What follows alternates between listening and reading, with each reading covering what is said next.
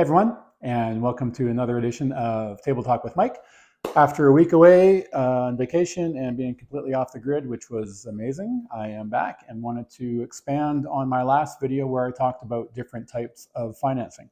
So today I thought I'd go into a little bit more detail on what an operating line is, also known as a line of credit, or at Service, we actually call it an authorized overdraft, or AOD, which means so typically an operating line will be a separate facility that you can transfer money back and forth between your business account and the operating line to cover stuff in the account that goes through the account, your expenses and day-to-day purchases and whatnot. It can be attached as an overdraft facility, which is what we do at Service, where there's no need to transfer back and forth because the overdraft facility is directly attached to your account. So, and the limit can be pretty much whatever you require. Typically, as I think I mentioned in my last video, we kind of use 3 months revenues as a guideline for an authorized limit on an operating line, or an AOD, as we call it at Service. A couple of different things that you want to consider with an operating line. So, typically, we would use, or a business owner would use an operating line for covering day-to-day expenses of the business. Could be financing inventory, short-term, depending on the type of inventory you carry. Can use it for paying bills and whatnot.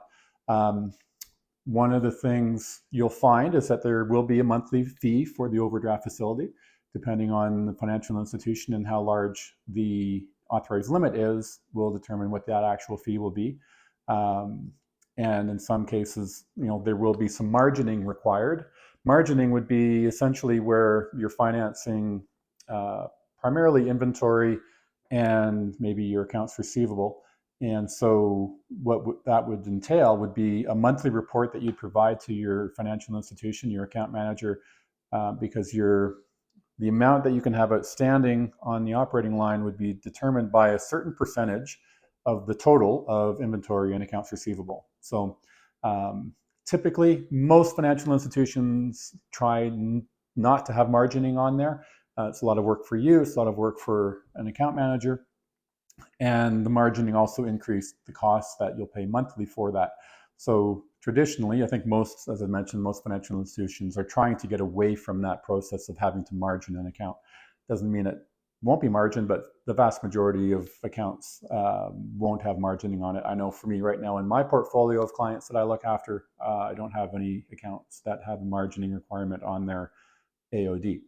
The other thing that I would talk to you about, and if you come to me and ask for an operating line, would be determining a little bit more and gaining more understanding of why you think you need one, and what authorized limit you think you need, and helping you understand the difference, helping you understand the reasoning behind why it might be beneficial to have one.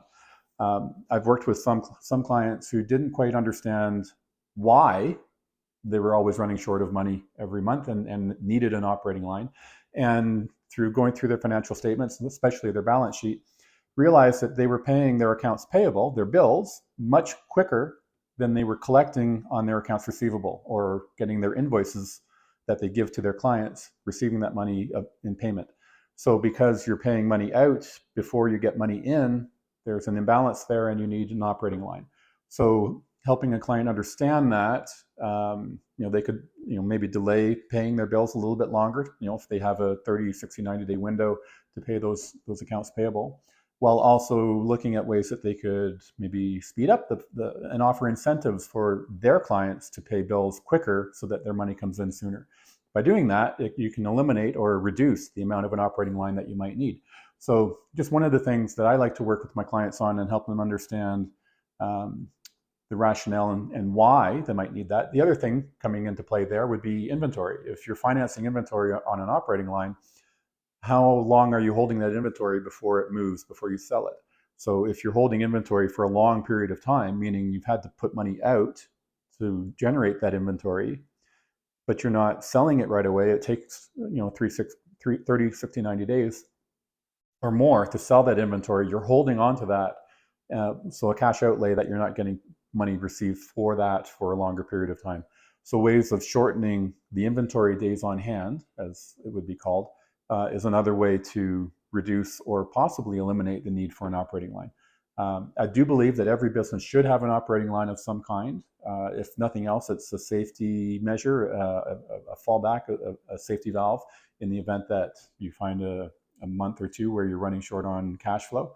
But at the same time, each individual is going to be a little bit different. Each business is going to be a little bit different. And part of my role is to tailor the solution that's going to work best for you and your business. So just a couple of little things there about operating lines. Certainly, if you have any questions, you can leave a comment down below or send me a direct message, and I'd be happy to get in touch with you and kind of share some more detail on that or answer any questions you might have. Otherwise, we'll have a great week and see you next time. Thanks.